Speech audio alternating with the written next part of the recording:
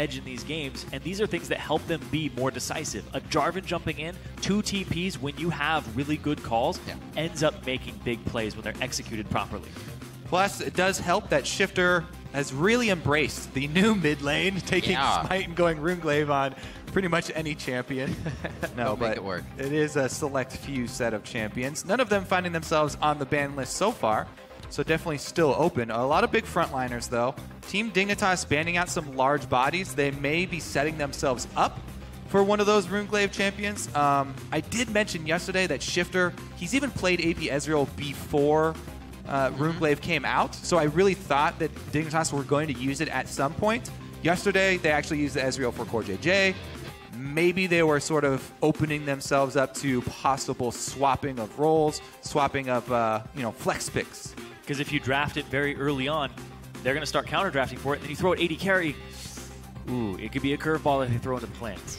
The other thing jumping out here is that 2 of the engaged supports banned out really early, and the 3rd main one picked up here for Team Dignitas. You can definitely see where their head is at with this pick bans. Nautilus Annie off the board, early grab on Alistar. They've got the front line there already set up. Nice and easy pickup for Dignitas to start things. Liquid does not waste any time in their picks, now causing Dignitas to kind of have to react quickly to this. Obviously still have a minute to do so, but Rek Sai and that Sivir picked up a lot of, or what we heard, the second AD carry that really people are going to after that Kalista, along with Ezreal, but he's been mid. Right, so they do, by taking this first round Sivir Rek Sai, leave open, of course, the Ezreal that will be flex pick for Dignitas. However, it's still a really strong early round here. The Gragas is banned. They're going to take away the other T1 jungler for Dominate. I think the big discrepancy here that Dignitas have been able to leverage, though, is the huge advantage for KIWIKID in that battle of playmaking supports. KIWIKID has the better tool. He has the best tool. Xpecial, it's going to be hard for him to answer an Alistar roam, especially with Annie and Nautilus down. We have been seeing from Unicorns of Love, we saw Braum come out to counter some pokes. So if they do go with a poke, they still have a support that can make some plays and lock people up as well. True. I mean, even though Runeglaive was released on this patch, Braum also got buffs as well. So there are things that you can use to work around it. Feels good. Body Drop tried his hand at it, I believe. We had a Braum play yesterday, so trying as they may actually see it come into this game as well. It had a good effect. Of course, there is the flex pick coming through. We don't know where that's going to go. Yesterday was Corejj on that. Shiphtur showed that he does have some Runeglaive practice with the Diana banned away from him this game.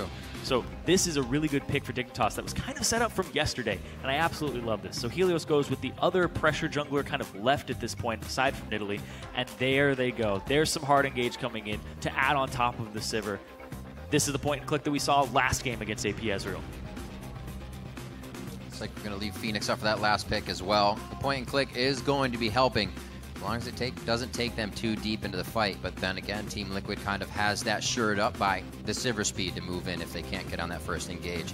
What can Dignitas rebuttal with, though? They have 2 choices left. Their final picks here after having Alistar, Eve, and Ez.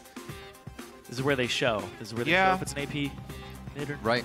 I'm actually still kind of hung up on the Evelyn pick for Dignitas. I'm really not a fan of picking Eve into Rek Sai because her later game is already she kind of has a hard time, and the Tremor Sense just really takes away a lot of her power. But they still have another round to move forward here, and that combo we've seen before, the Corejj Ezreal, of course. Looks like that is actually going to be Shiphtur's Varus to come in with the lock-in. Shen as well for the Gamsu top lane. Yeah, I mean, with them already showing support of Tresh and not Braum for Team Liquid, the poke comp. That's a good point. Yep. Even though you're facing a sped up Maokai, still definitely viable. Alistar, as we said, is a great bodyguard and can try and intercept. Plus, now you've got the Shen stand united on top of it, so extra protection for the back line. Team Liquid do need to. I feel like Team Liquid do need to double down on this hard engage because Sivir boosted Rek Sai Maokai is one thing. They need to put some damage behind it, though. FeniX is going to have to bring the lion's share of the DPS for this Team Liquid squad. We thinking a Nazir, we thinking a Yasuo like he did yesterday. There's a lot of things left for him. I don't think he's going to go back to poke like Jace. Yeah, you mentioned the Yasuo. I actually really like it with the front line of Rek Sai and Maokai, both able to set him up, and they'll be speed boosted. Get to the back line. Another hard engaged champion here for FeniX into the back line with the Twisted Fate. This is... Both teams have some globals here, and he's going to take TP as well in the mid lane. Yeah, well, I don't know if he'll sit on that summoner, but I do like the Twisted Fate since he can build Seekers early if he's expecting this Varus mid. Corejj on his main account in North American Solo Queue, though, he plays Varus both mid and AD carry, so they can still swap these around. Of course, these two AD carries viable in both roles, as we've seen played in multiple regions already. They're locked in. 20 seconds on the clock. You have no more chance to change it around, so that is going to be the Ezreal mid. Corejj takes the Varus to the bot lane. I believe the first time we'll see him on this champion. Like you said, though, Kobe, he does take that into solo queue, so no stranger to it. Yep. Dignitas has been able to defeat Team Liquid in their previous meeting in Week 4. We'll see if they can carry momentum from some of their recent games as well. Yesterday's win over Team 8 and recent wins over other teams, Liquid, Enemy, Impulse. It's been good for them. So just looking at the team comps, Dignitas went for a team composition that's all about poke, and then it was countered by some hard engage, but split push. You have a Maokai, you have a Twisted Fate who didn't take TP. He went away from that spell, but you also have a Rek Sai and a Sivir. So there's rotational play here, there's hard engage, and there's split push. All right, we'll keep an eye on it. Keep updating your votes with each twist and turn of the game. Tweet hashtag DIGWin or hashtag TLWin to @LL Esports, and we'll keep those updated throughout the game. We're about to be on the Rift. We got the TriCast going on, coming in for Dignitas versus Team Liquid. It's going to be a good one, and we're going to bring this one to you all that we can. Dig versus Liquid. We're on the Rift, and it's going to be a good game. These guys are looking at the top of the table right now. Liquid to move up. Dignitas looking for a share of that first place. Yeah, I mean, it comes a little later, but I'm glad the setup was there for Shiphtur's AP Ezreal. Now he gets to try it on with the Runeglaive on top, and Dignitas were able to utilize that flex to mess with the damage types for FeniX, yes. Yep. Because we have that rule of the 20 seconds, though, he was able to get armor. Gamsu, though, under fire, forced to level taunt. Gamsu hit very, very close to some initiation there and a first blood. Talking a little bit to the players beginning before the games. Dominate says in a lot of ways, he and Kiwi were cut from the same cloth. I've always thought Kiwi was like a decent player. It's just he's the type of player that's not afraid to make a play and look bad doing it, which it's kind of like me. I see like kind of like the same type of qualities that we have. Like we're not afraid to make plays. And sure, if a play doesn't go right, you're gonna look like a complete idiot. But if it does go well, you can win the game off it. Reminds me of how the end of Team Liquid Dignitas went last time. That final call. Let's see who looks like the idiot today. But it'll still be all right. Both teams played Champion Select really well, though. Back and forth, and the fact that they were hiding so much for so long. Yeah. Even to the last 20 seconds of the Champion Select, it looked like it was going to be an Ezreal in the bot lane. Well, every team can't switch and flex as much as Gravity does. These guys still try to, and they do a very good job at it. But I love seeing that used, because it gives you an edge coming in, because you saw the Twisted Fate come through, and it had to be a pick that was effective against both champions. Ooh, early move here. Xpecial, we talked about him trying to mimic the plays that KIWIKID likes to do early, roaming top specifically. This time goes mid, though. Wants to make his presence felt. Meanwhile, KIWIKID is leveling up. He's sitting in the brush in the bottom lane, so he's soaking up experience. As far as the duo goes, Alistar, you do need to get that level 2 before you can actually be effective. And KIWIKID trying to do that before he goes for a roam. And Xpecial, though. Xpecial going into the blue side jungle. He's going to get a little bit of presence here. They're going to check on it. It is the strong side of the map. You can see Helios wants to pick up that buff. KIWIKID was unable to soak that level 2 before trying to answer roam, so KIWIKID had to back, and he wants to get up to the top side. Dignitas are making the move to slip 3 people in during the lane swap. So this is that risky move that we've seen tried to pull off so many times. They do have Shen already under the cover of turret, but KIWIKID and Helios are kind of going around the back. On the outside still. He's not going to do anything with it, though. and they're all just going to move up top. So they actually just answered everybody to the top side. So now, yeah, but they were cut off. They're cut off. Corejj down bottom by himself. He's soaking experience during all of this. Kiwi is trying to make his way in. What a hectic beginning of the game. Liquid is just pretty much keeping Dignitas on the fence here. The wave gets cleared. They can move in. They have one at the turret as well. It looks like they'll be able to stay safe for now. Whew. But interesting start as Liquid tries to get a few things on their plate. Yeah, interesting. Well, it really pays off for Team Dignitas, and that is a risky move that we've seen backfire so many times. But Team Liquid unwilling to go for that dive because we know how poorly it will turn out for you if you mess up that early dive. So for a short amount of time, that short window, Dignitas get the experience lead because they got experience from 3 lanes since Corejj was all alone down bottom. So they're not okay with making that play. Dominate live. But it's also against the Shen. It is so hard to dive a Shen. They learned from watching. You have an Alistar right behind you. TSM. Yeah. We saw how that went when Cali Trolls went. But look at this, the flash! Not afraid to go in when they have the advantage, though. Xpecial very low. That flash puts him in range of melee. Still 3 members of Dignitas here. One last Vorpal Blade and a hate spike to come out. They take him down, and Piglet's left alone. KIWIKID shows him how it's done. Yes, you visit mid lane and mess with my mid laner, but straight up head to head. Yep. And he's got the support of an Evelyn. Helios making his rounds at the top side of the map. Really well played by Dignitas out of the lane swap. And Team Liquid unable to make them pay for the riskier attempt at the lane swap answer here from Team Dignitas. And a lot of that came down to jungle movements. The fact that Helios is on the top side of the map and Dom decides to go to the bottom to continue to farm. When you are in a lane swap, you need to have something in your sights at all time, whether it's a turret, whether it's helping out a teammate or breaking freeze. And Helios was on point with that. Yeah. That first top starts, or the first attack top, I should say, starts to sting Piglet a little bit. He falls behind 10 CS without having the pressure on his lane. Corejj is having a field day down here. Yeah, he's getting solo experience. So this Varus, you know, because he was swapped into the bomb side, I thought he was going to have a later power spike, but he's gotten solo experience thus far, and he's going to continue to do that. So he's going to be on track for that mid lane Varus power spike. And this is, as I said, the champion that Corejj oftentimes in solo queue, if he doesn't get AD carry as the role, he picks Varus mid. So he's got plenty of practice on, you know, a solo experience level of Varus play. That's a good point. Very excited to see how he's able to do when they group with the team. Hit those common benchmarks he's used to as the game goes on being solo. For 500 gold about in the lead here. Not too much that Dignitas can work with, but they're feeling pretty good about how the game started and may have the Inklings to be the ones to start off on some of these engages. Still a poke team. They'll get that damage in before they really try anything. Looking at 6 now on to FeniX. Could be a power point for the team to start making some of their own plays.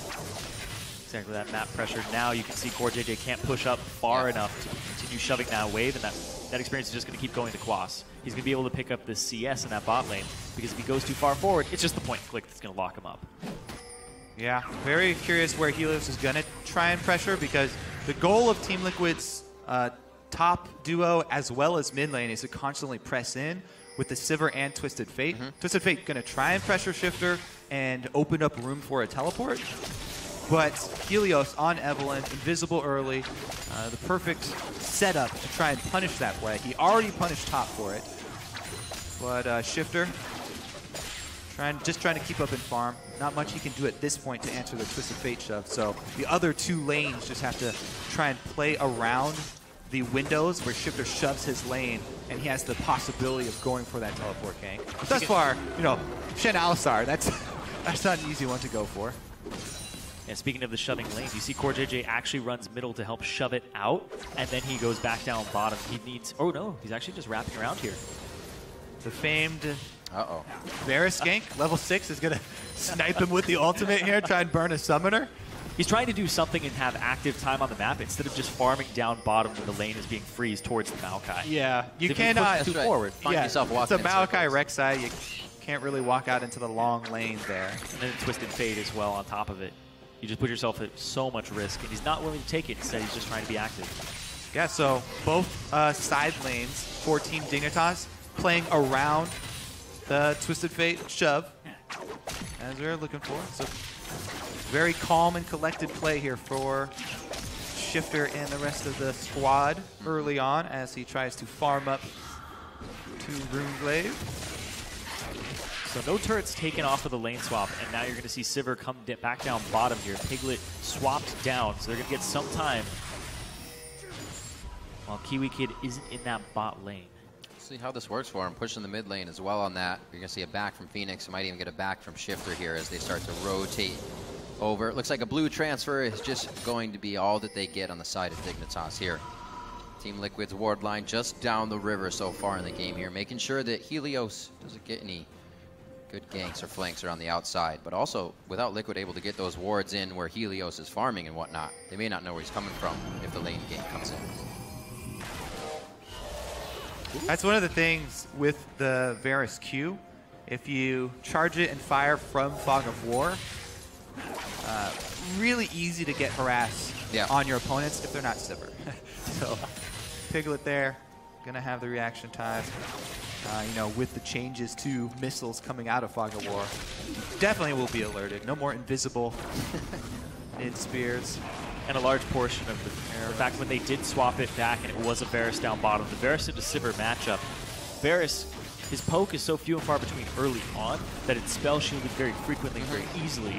But he does have that range advantage, but a lot of his burst damage in the trades is actually proccing his W after the trade. Yeah, especially since he is going with the AD carry line of build instead of the tier into cooldown reduction from Brutalizer. No tier plus no Brutalizer means obviously a lot less spam. There goes the dragon though. Dominate is able to pick up the objective. So that's kind of the only reward that Team Liquid got for the shoving advantage. The shoving advantage of the Twisted Fate and the Sivir early on was dealt with fairly well by Team Dignitas. And as they scale their AD carries up, they will get more wave clear to try and answer that of Team Liquid. But the early dragon is going to be the cost that they pay. There are so many pink wards on the bottom right-hand side of the map from Team Liquid. It really looks like they're trying to concentrate this area down and get some roams to that direction. But Helios, he's already here. They don't have vision of where Twisted Fate is at the moment. Now, a Sivir Thresh is one of the most difficult to gank. Both top laners have teleport, though.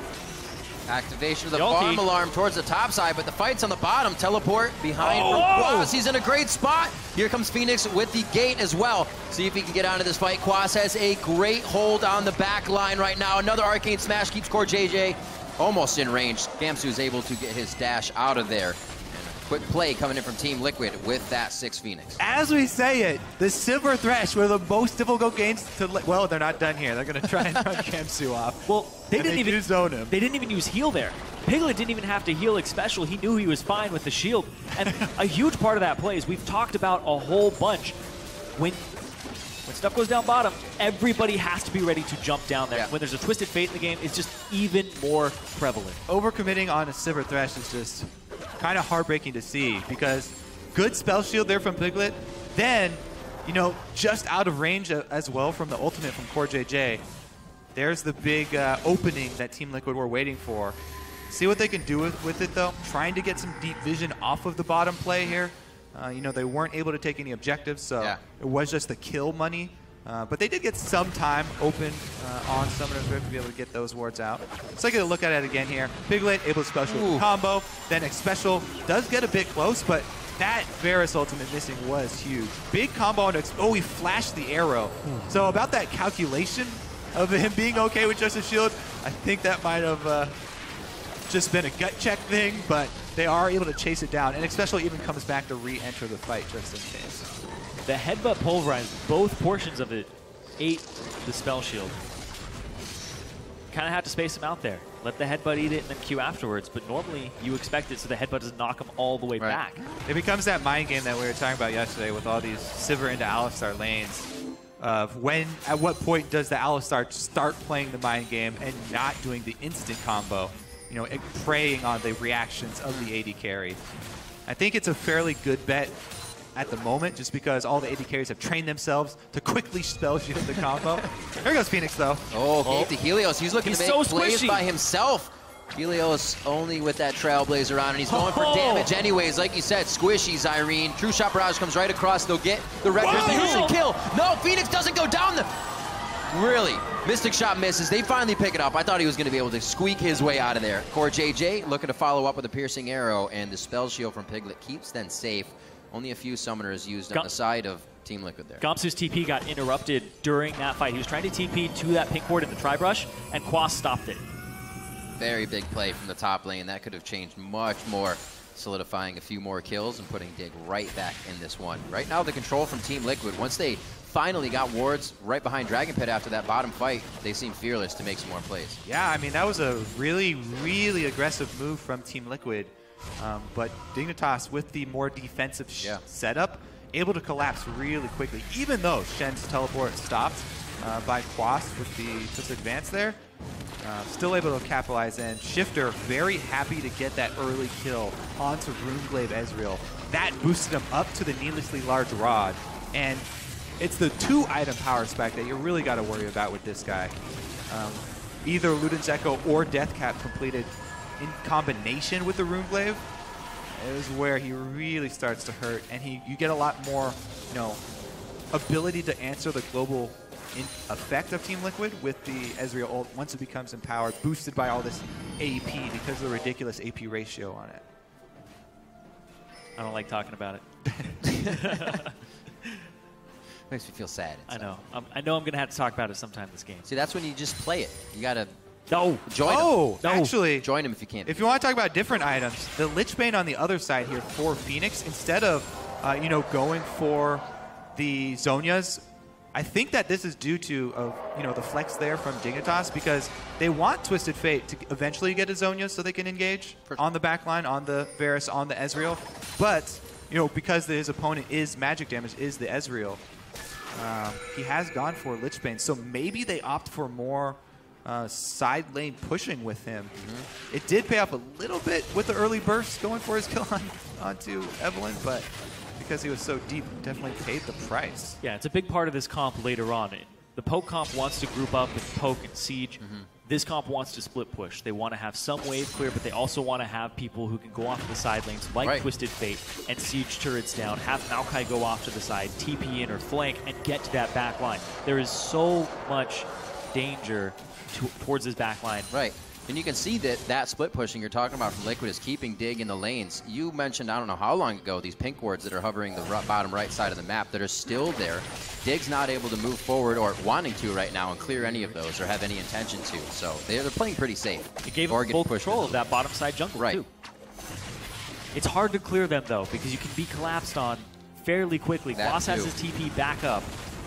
Well, more plays could come from this. Very deep wards already placed by Red.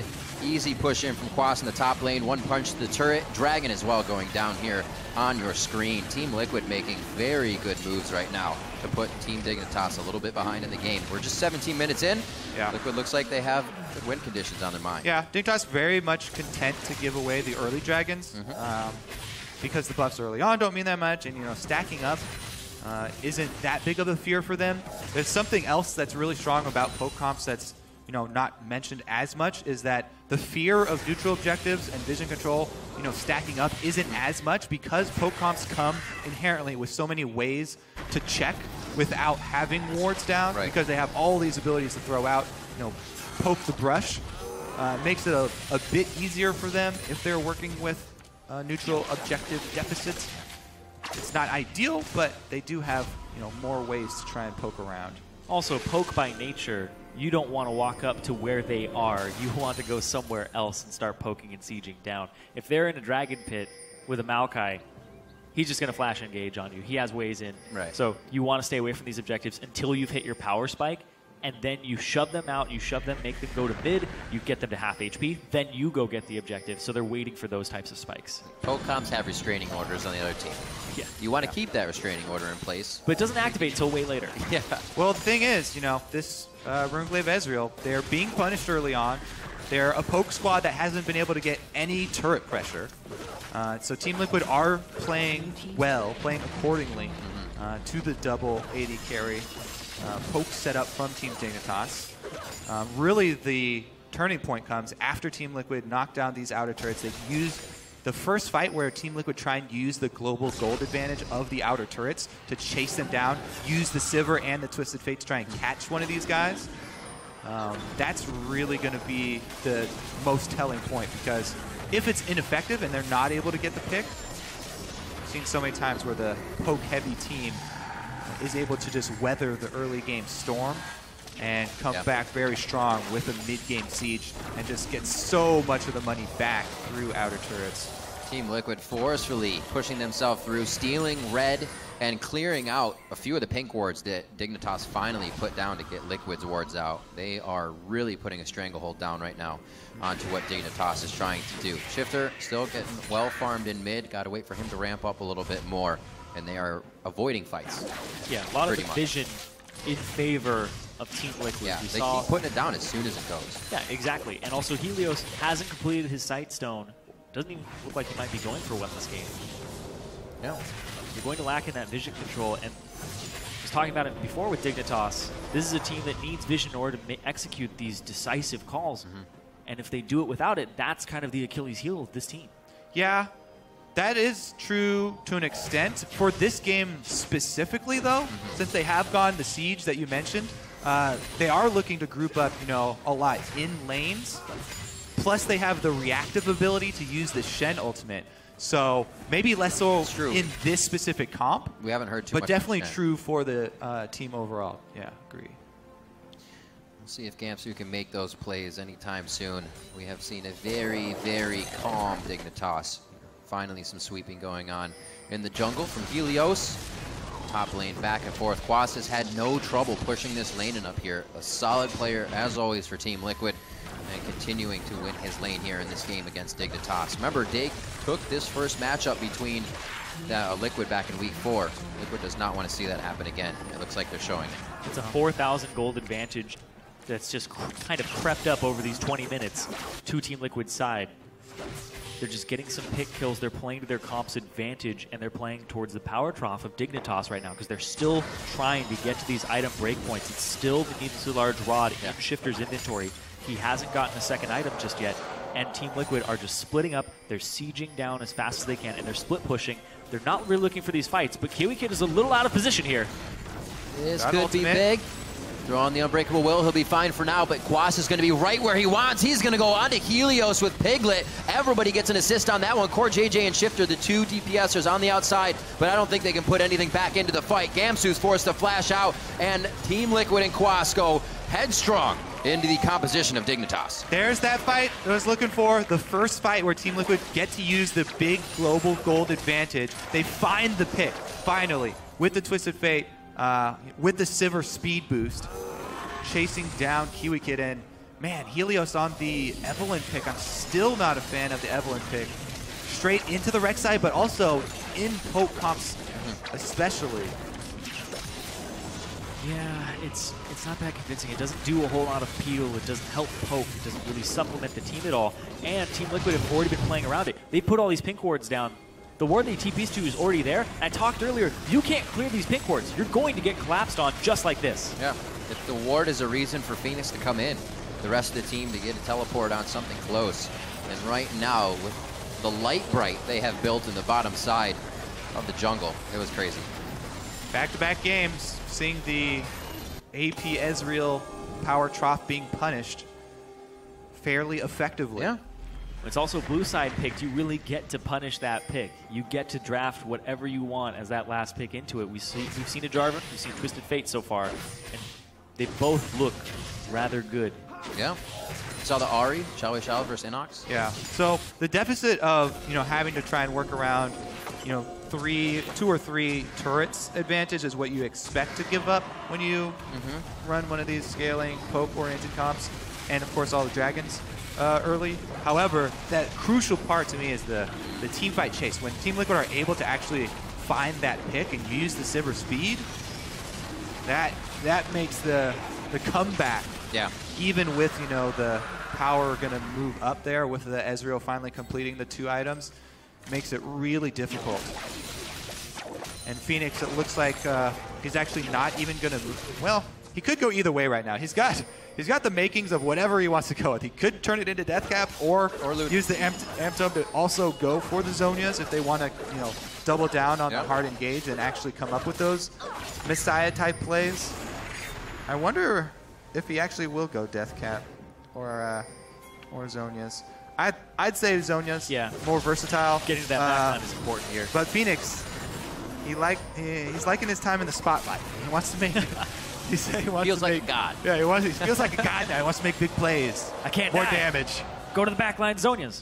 It'll work out. Yeah, that's exactly it. But speaking of not dying, even though Shiphtur hit his 2-item spike, there's already a lock-in completed on Dominate. We already have the Righteous Glory on Quas with the Spectre's Cowl, so these guys are ready to charge forward through the APS. You're only one recipe piece off the Talisman of Ascension for Xpecial as well, so it's going to be very hard to break the engage from Team Liquid bringing to the table.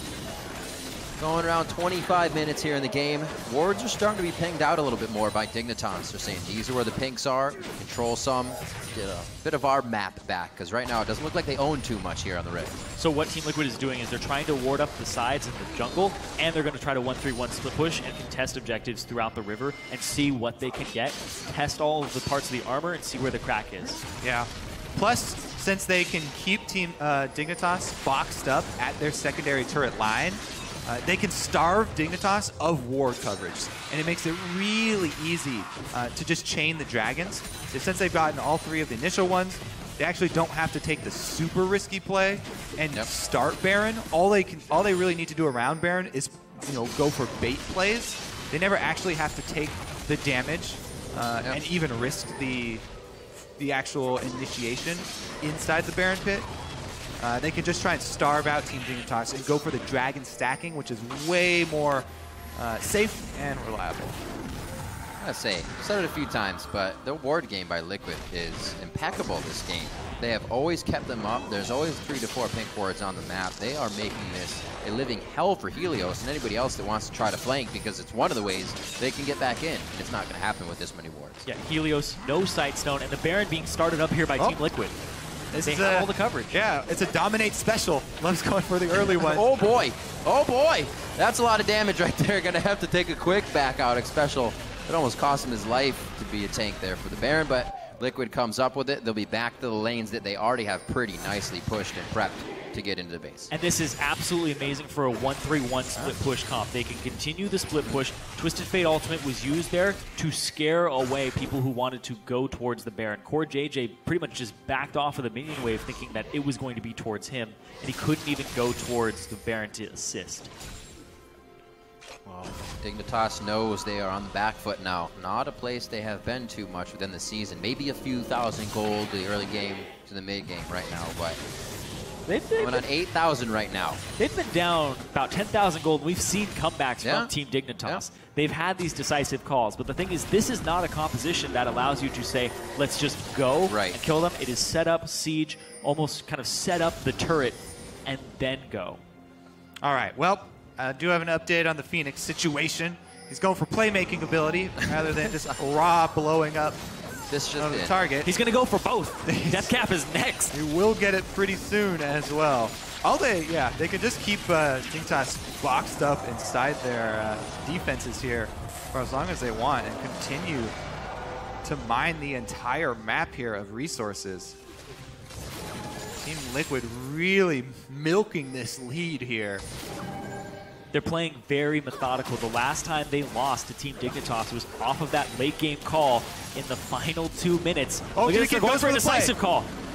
Very close. The Lantern's there if anybody wants to get out. Looks like they do want to stay and try to kill KIWIKID. Gamsu comes in at the right time. Quas right to the backside. He's going to get a smash on, but it doesn't really stop too much. It is Corejj and Kiwi that have finally fallen down. They're going right past the turret. Quas, Vengeful Maelstrom denying so much damage that Dignitas is trying to put back into the fight. And Liquid just put a stranglehold on Dignitas in that top lane and take him down. You split, you pressure, you group up, and you engage.